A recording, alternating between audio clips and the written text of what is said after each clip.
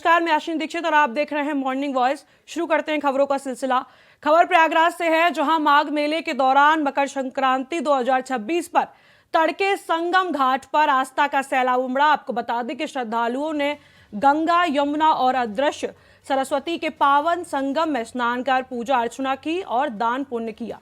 प्रशासन ने सुरक्षा, स्वच्छता और यातायात के व्यापक इंतजाम किए गए हैं, जबकि पुलिस और एनडीआरएफ टीम तैनात रही। ठंड के बावजूद भक्तों का उत्सव और उत्साह बना रहा। साधु संतों के अखाड़ों की शोभा यात्रा आकर्षण का केंद्र रही। स्वास्थ्य शिविर, पेयजल और खोया पाया केंद्र सक्रिय रहे। देर शाम तक स्नान का सिलसिला जारी रहा। रेलवे स्टेशनों और बस अड्डों पर भी भारी भीड़ देखी गई।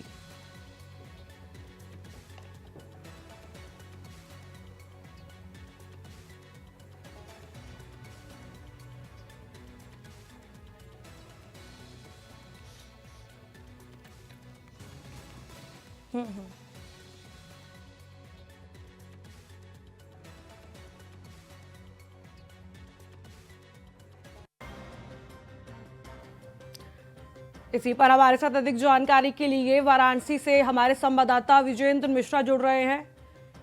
विजेंद्र, प्रयागराज में मकर संक्रांति को लेकर कैसा उत्साह लोगों में देखने के लिए मिल रहा है? देखिए, चूंकि माघ मेले की शुरुआत हो चुकी है और जो लोग हैं वो पहुंचे हुए हैं। हमारी मौजूदगी इस समय जो है वो वाराणसी में है। अगर आप देख पाएंगे, ये जो घाट है वो श्रद्धालुओं से भरे हुए हैं और जो श्रद्धालु है यहाँ सुबह से ही गंगा स्नान के लिए उमड़े हुए हैं। सुरक्षा के व्यापक इंतजाम किए गए हैं। इसके साथ ही जल पुलिस की तैनाती की गई है। जल पुलिस के अलावा जो एनडीआरएफ की जो है और एसडीआरएफ है वो लगातार गश्त कर रही है। लोगों से अपील की जा रही है कि वो गहरे पानी में न जाएं, वो जो बैरिकेड्स लगाए गए हैं उसके अंदर ही स्नान करें। इसके बाद जो श्रद्धालु है यहाँ से बाबा विश्वनाथ के दर्शन के लिए रुख कर रहे हैं। जो रास्ते हैं उन्हें नो व्हीकल जोन किया गया है, ताकि किसी भी प्रकार से श्रद्धालुओं को यहाँ पहुंचने में कोई दिक्कत ना हो। श्रद्धालु स्नान करें और उसके बाद जो है बाबा विश्वनाथ के दर्शन करें। जी विजेंद्र, माघ मेला चल रहा है और वाराणसी इसमें लोग गंगा जी में स्नान करने के लिए हम देख सकते हैं वीडियो के जरिए कि लोगों का तांता लगा हुआ है स्नान करने के लिए, और मान्यता भी है माघ मेले में गंगा स्नान करने की। तो इसको देखते हुए प्रशासन की तरफ से क्या पुख्ता इंतजामात किए गए हैं सुरक्षा व्यवस्था को लेकर? देखिए, एनडीआरएफ की जो टुकड़ी है वो लगातार गंगा नदी में गश्त कर रही है। इसके अलावा पीएससी की जो है और इसके अलावा आरआरएफ की टुकड़ी को भी डिप्लॉय किया गया घाटों पे। किसी तरह के सुरक्षा में किसी तरह की चूक ना हो सके, लगातार पेट्रोलिंग की जा रही है। लोगों को माइक के जरिए या संदेश दिया जा रहा है कि अगर आप किसी भी संदिग्ध वस्तु को देखते हैं तो कृपया पुलिस को सूचित करें। इसके साथ ही गहरे पानी में न जाए। तो कुल मिलाकर जो जिला प्रशासन है वो व्यापक इंतजाम जो कर रखे हैं, क्योंकि लोगों को पहले से ही, प्रशासन को पहले से ही अंदेशा था कि काफी संख्या में भीड़ उमड़ सकती है। अंदाजा लगाया जा रहा है कि आज करीब 5 लाख श्रद्धालु जो है वो गंगा स्नान करेंगे। दिन चढ़ रहा है लेकिन लोगों के आने का सिलसिला अभी भी जारी है। तो इसको लेकर के जो पुलिस है, प्रशासन है, उन्होंने जो है व्यापक इंतजाम कर रखे हैं। जी विजेंद्र, वाराणसी में माघ मेला को लेकर हम लोगों के अंदर उत्साह देख सकते हैं। सुबह से ही घाटों पर लोगों का जमावड़ा देखने के लिए मिल रहा है। तो ऐसे में स्वच्छता को लेकर प्रशासन की तरफ से क्या इंतजामात किए गए हैं? देखिए, नगर निगम की जो टीम है वो लगातार घाटों पर जो भी फूल या माला जो चढ़ाए जाते हैं गंगा नदी में लोग प्रवाहित करते हैं, उसे गंगा नदी से निकालकर उसे हटाया जा रहा है। स्वच्छता के लिए जो है लोगों को जागरूक किया जा रहा है कि वो घाटों पर गंदगी ना करें, नदी में गंदगी ना करें, क्योंकि पवित्र नदी है माँ गंगा और यहाँ पे लाखों की संख्या में श्रद्धालु आते हैं। तो नगर निगम की जो टीम है उसने कमर कस ली है। जी विजेंद्र, आप घाट पर मौजूद हैं। आप किस कौन से घाट पर आप मौजूद हैं? देखिए, ये बनारस का दशाश्वमेध घाट है और दूर दराज से श्रद्धालु यहाँ आते हैं। यहाँ स्नान करने के बाद बाबा विश्वनाथ के दर्शन के बाद वो फिर गंगा विहार के लिए निकल जाते हैं। नाव से वो पूरे जो बनारस के 84 घाट हैं उन्हें निहारते हैं। सेल्फी का दौर चलता है, क्योंकि ये सेल्फी जीवन भर यादगार के रूप में रहती है। तो इस तरह से जो श्रद्धालु है यहाँ पहुंचते हैं। सबसे पुराने घाटों में से एक है बनारस का दशाश्वमेध घाट। जी विजेंद्र, मैं श्रद्धालुओं से जानना चाहूंगी कि वो माघ मेले को लेकर जो माघ मेला चल रहा है, और आज का दिन तो वैसे भी खास है क्योंकि मकर संक्रांति है, तो लोगों के अंदर कितना उत्साह है और वो क्या मान्यता लेकर गंगा स्नान कर रहे हैं, तो मैं श्रद्धालुओं से जानना चाहूंगी विजेंद्र। देखिए, हमारे साथ श्रद्धालु हैं, हम इनसे बातचीत करेंगे। सर, कहाँ से आए हैं आप? तो आज आज का किस तरह का उत्साह दिख रहा है? घाटों पे लोग स्नान करने पहुंच रहे हैं।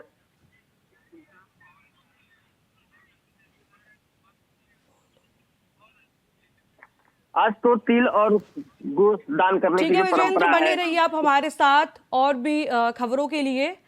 अगली खबर की ओर रुख करते हैं। बर्फीली हवाओं ने उत्तर भारत में कपकपी बढ़ा दी। आपको बता दें कि भीषण ठंड का प्रकोप लगातार जारी है। कई इलाकों में तापमान 0 से नीचे चला गया। आपको बता दें कि दिल्ली में इस साल पहली बार न्यूनतम तापमान 3 डिग्री सेल्सियस से नीचे दर्ज किया गया, जबकि शिमला में पारा 4 डिग्री सेल्सियस तक रहा।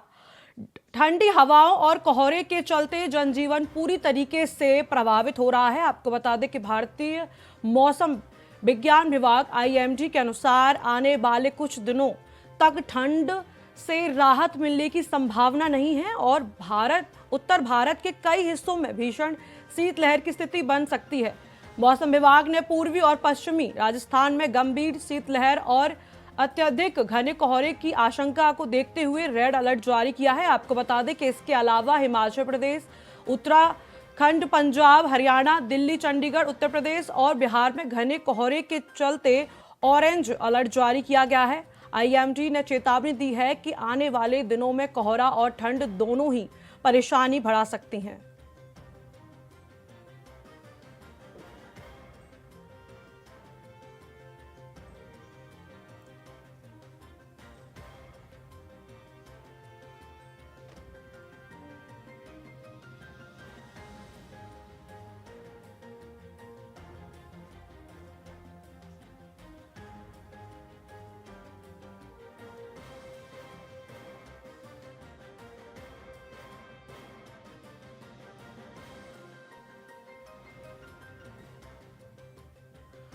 बर्फीली हवाओं ने उत्तर भारत में कपकपी बढ़ा दी है और भीषण ठंड का प्रकोप लगातार जारी है। कई इलाकों में तापमान 0 से नीचे चला गया। दिल्ली में इस साल पहली बार न्यूनतम तापमान 3 डिग्री सेल्सियस से नीचे दर्ज किया गया, जबकि शिमला में पारा 4 डिग्री सेल्सियस तक रहा। आपको बता दें कि ठंडी हवाओं और कोहरे के चलते जनजीवन पूरी तरीके से प्रभावित हो रहा है। भारतीय मौसम विज्ञान विभाग आईएमडी के अनुसार आने वाले कुछ दिनों तक ठंड से राहत मिलने की संभावना नहीं है। उत्तर भारत के कई हिस्सों में भीषण शीतलहर की स्थिति बन सकती है। मौसम विभाग ने पूर्वी और पश्चिमी राजस्थान में गंभीर शीतलहर और अत्यधिक घने कोहरे की आशंका को देखते हुए रेड अलर्ट जारी किया है। इसके अलावा हिमाचल प्रदेश, उत्तराखंड, पंजाब, हरियाणा, दिल्ली, चंडीगढ़, उत्तर प्रदेश और बिहार में घने कोहरे को लेकर ऑरेंज अलर्ट जारी किया गया है। आईएमडी ने चेतावनी दी है कि आने वाले दिनों में कोहरा और ठंड दोनों ही परेशानी बढ़ा सकते हैं।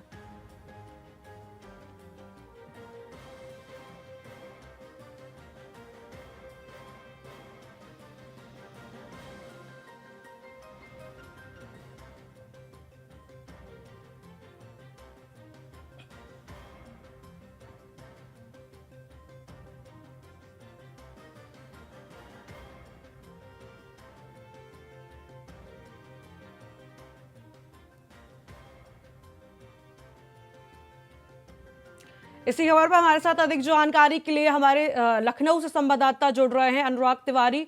अनुराग, जैसे कि देखा जा रहा है कि ठंड का जो तापमान है वो बढ़ता ही जा रहा है और इसको लेकर ऑरेंज अलर्ट और रेड अलर्ट भी जारी किया गया है। तो मैं आपसे ये जानना चाहूंगी कि लखनऊ में इस वक्त जो ठंड है, ठंड से किस तरीके से लोगों का जीवन अस्त व्यस्त और बुरी तरीके से प्रभावित है और प्रशासन की ओर से इसको लेकर क्या इंतजामात किए गए हैं? जी बिल्कुल, देखिए जो ठंड का कहर है वो देखने को मिल रहा है और उत्तर प्रदेश के अंदर तमाम ऐसे जनपद हैं जहां पर ऑरेंज और रेड अलर्ट घोषित कर दिया गया है। ऐसे में देखिए सर्दी जो है वो अभी कहीं ना कहीं सितम अपना बरपा रही है, लेकिन राहत भरी जो खबर है वो देखने को नहीं मिल रही है। देखिए अगर आप लखनऊ की बात करें तो लखनऊ में सूर्य देवता तो निकले हैं पर उनका वेग किसी काम का नजर नहीं आ रहा, क्योंकि लगातार चलती जो शीत लहर है उसने कहीं ना कहीं लोगों का जो निकलना है घर से वो मुश्किल कर रखा है। और ऐसे में सूरज निकलना तो सिर्फ एक विजुअल तौर पे है कि हाँ सूरज निकल आया है, लेकिन जो सूरज की किरणों की राहत है, जो गर्माहट है, वो अभी तक जो है वो लखनऊ में नहीं पहुंची, क्योंकि शीत लहर का देखिए जो कहर है वो जारी है। ऐसे में देखिए तापमान जो है वो लगातार न्यूनतम जो है वो 5 से 10 डिग्री के बीच में बना हुआ है और अधिकतम दोपहर का तापमान 16 डिग्री के आसपास चला जाता है कभी कभी। तो देखिए अभी स्थिति हम इसी न्यूनतम तापमान से ही आंक सकते हैं कि अभी सर्दी का सितम जो है वो लखनऊ में जारी है। सूर्य नारायण भगवान दिख तो गए हैं पर उनकी जो किरणें हैं वो भी बेअसर साबित हो रही है। जी, इटावा से हमारे साथ संवाददाता संतोष यादव जी हैं। संतोष, इटावा में जो ठंड की वजह से मैं देख सकती हूँ आपके पीछे कितना कोहरा है, तो इटावा में इस वक्त कितना टेम्परेचर है? देखिए, अगर हम एटा की बात करें, मैं एटा से हूँ, और अगर एटा की हम बात करें तो यहाँ का जो तापमान है वो 5 से 6 डिग्री के बीच में है। जैसे कि आपने कहा, कोहरा इतना चरम पे है कि यहाँ पे 10 मीटर से ज्यादा विजिबिलिटी नहीं है। ऐसे में सबसे बड़ी परेशानी इस बात की है कि जो लोग बाइक से चल रहे हैं उनके हाथ जम रहे हैं। तमाम जो दिन थे पिछले 4 से 5 दिन, उसमें यहाँ का जो दिन था वो बेहद सुहावना था। लोग बाहर निकले, धूप थी, सूर्य नारायण जैसे हमारे साथी बता रहे थे निकले तो थे, लेकिन यहाँ आज का हालत इतनी बेहद ठंड के कारण लोग परेशान हैं। लोग निकल तो रहे हैं मगर उनका मजबूरी में निकल पा रहे हैं। और सबसे बड़ी बात यह है कि गलन के कारण ये ठंड इतनी अपने चरम रूप पे है, जिसके कारण लोगों को भारी परेशानी हो रही थी। जी, बहुत बहुत शुक्रिया आप दोनों का हमसे जुड़ने के लिए, हम जानकारी साझा करने के लिए।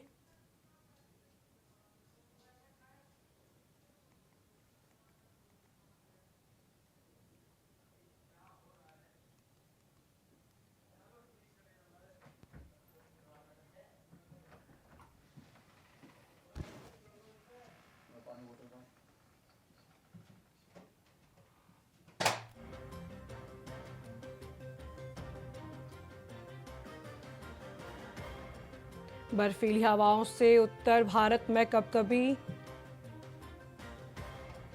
आपको बता दें कि दिल्ली में पारा 3 डिग्री सेल्सियस से नीचे, कई इलाकों पर रेड अलर्ट जारी।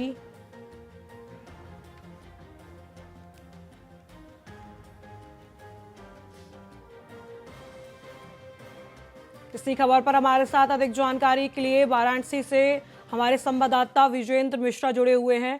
विजेंद्र, वाराणसी में आज माघ मेले को लेकर श्रद्धालु सुबह से स्नान करने के लिए दिख रहे हैं, बट ऐसे में जो ठंड का तापमान है, जो टेम्परेचर है वो बहुत कम देखने के लिए मिल रहा है और कोहरा देखने के लिए मिल रहा है। तो ऐसे में वाराणसी में कितनी डिग्री सेल्सियस टेम्परेचर देखने के लिए मिल रहा है?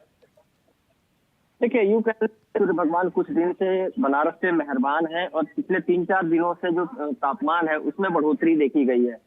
सूर्य की जो किरणें हैं काफी तेज पड़ रही हैं और ठंड तो है, लेकिन आपको एक तस्वीर दिखाएंगे। आज मकर संक्रांति को लेकर स्नान करने जो भीड़ उमड़ी हुई है और यह साबित करती है कि जो ठंड पे जो आस्था है वो कितनी भारी है।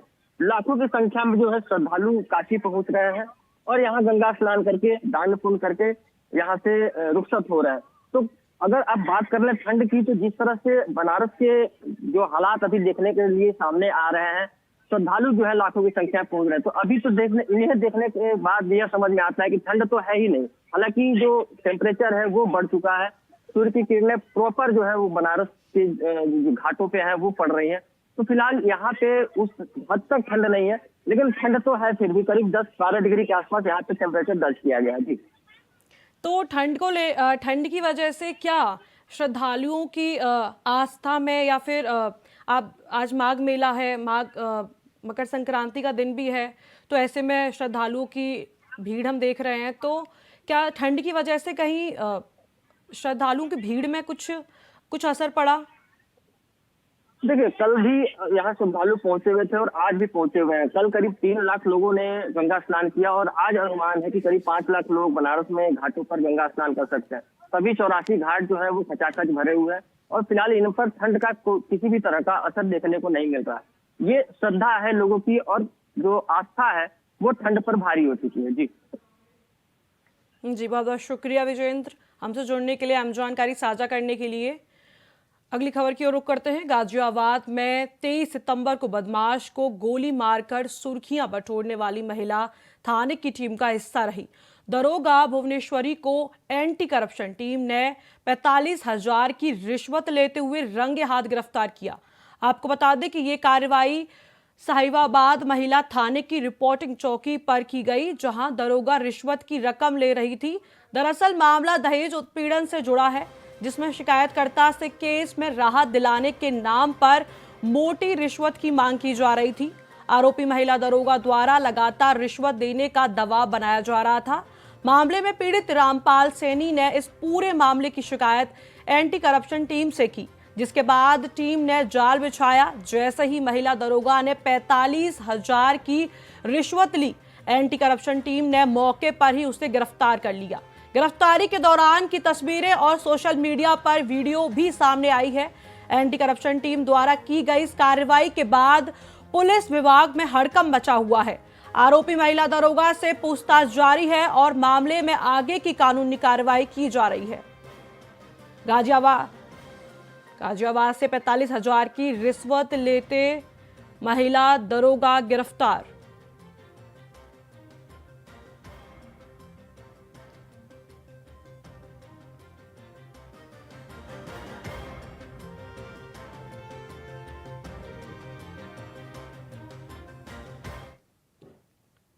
अगली खबर की ओर रुख करते हैं। खबर इटावा से है, जहां खोए हुए मोबाइल की शिकायतें भारत सरकार के पोर्टल संचार साथी और पुलिस के यूपी कॉप पोर्टल पर दर्ज की गई थी। एसएसपी ब्रजेश कुमार श्रीवास्तव ने इन शिकायतों को संज्ञान में लेते हुए मोबाइल बरामदगी के निर्देश दिए। इसके बाद सर्विलांस और एसओजी टीम ने विभिन्न संसाधनों का उपयोग कर मोबाइल बरामद किए। आपको बता दें कि मोबाइल वापस पाकर लोगों के चेहरे खिल उठे और उन्होंने पुलिस को धन्यवाद दिया, जिसके बाद लोगों ने पुलिस टीम को माला पहनाकर सम्मानित किया। एसएसपी ब्रजेश कुमार ने फोन बरामद करने वाली टीम को 25,000 रुपए देकर सम्मानित किया।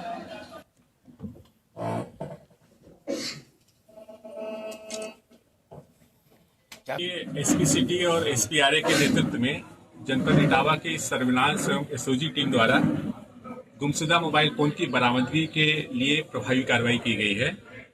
तकनीकी संसाधनों के माध्यम से विभिन्न कंपनियों के कुल 101 मोबाइल फोन, जिनकी अनुमानित कीमत लगभग 30 लाख रुपए है, उन्हें बरामद करके उनके वास्तविक मालिकों को सुरक्षित उनके सुपुर्द किया गया है।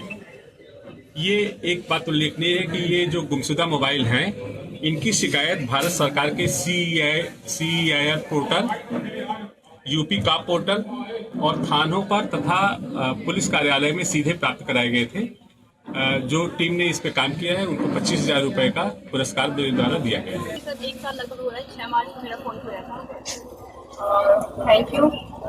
पुलिस की जो कार्यशैली है उसको किस तरीके से देती है? उन सभी को मेरा बहुत बहुत धन्यवाद। उम्मीद तो नहीं थी हमें हमारा फोन मिल जाएगा, लेकिन एक्चुअली कल फोन आया अचानक से और फोन। अगली खबर की ओर रुख करते हैं। खबर बरेली से है। बरेली के थाना बहेड़ी पुलिस ने गौकशी के एक सनसनीखेज मामले का खुलासा किया है। आपको बता दें कि पुलिस और बदमाशों के बीच हुई मुठभेड़ में 2 शातिर आरोपी पकड़े गए। जवाबी फायरिंग में आरोपी युवक के पैर में गोली लगी, जिसके इलाज के लिए जिला अस्पताल में उसे भर्ती कराया गया। आरोपी को मौके पर दबोच लिया गया। पुलिस ने मुठभेड़ स्थल से 2 अवैध तमंचे, जिंदा कारतूस, चोरी की मोटरसाइकिल, गड़ासे, छुरिया और कुल्हाड़ी बरामद की। आपको बता दें कि अधिकारियों ने बताया कि दोनों आरोपियों के खिलाफ गौकशी, अवैध हथियार और अन्य गंभीर धाराओं के मुकदमे दर्ज किए गए हैं। गिरोह से जुड़े अन्य लोगों की तलाश जारी है। जल्द और खुलासे होने की संभावना है।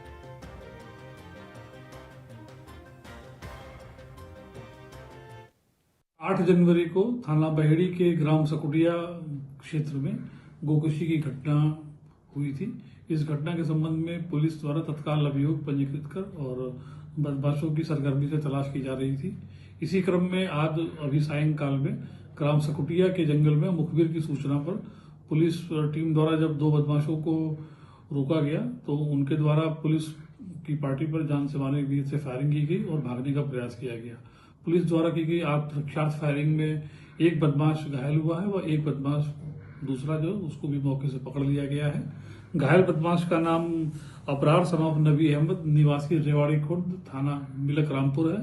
जो बदमाश दूसरा मौके से पकड़ा गया है उसका नाम मुरसलीन सन ऑफ कलुआ ग्राम टेहड़ी थाना टांडा रामपुर का रहने वाला है। इन दोनों ही बदमाशों के विरुद्ध पूर्व से ही कई सारे अभियोग गोकशी के, गैंगस्टर के और पुलिस मुठभेड़ के पंजीकृत हैं और इनके कब्जे से अभी मौके से एक मोटरसाइकिल, 2 तमंचा, कारतूस व गोकशी करने के काफी सारे उपकरण बरामद हुए हैं।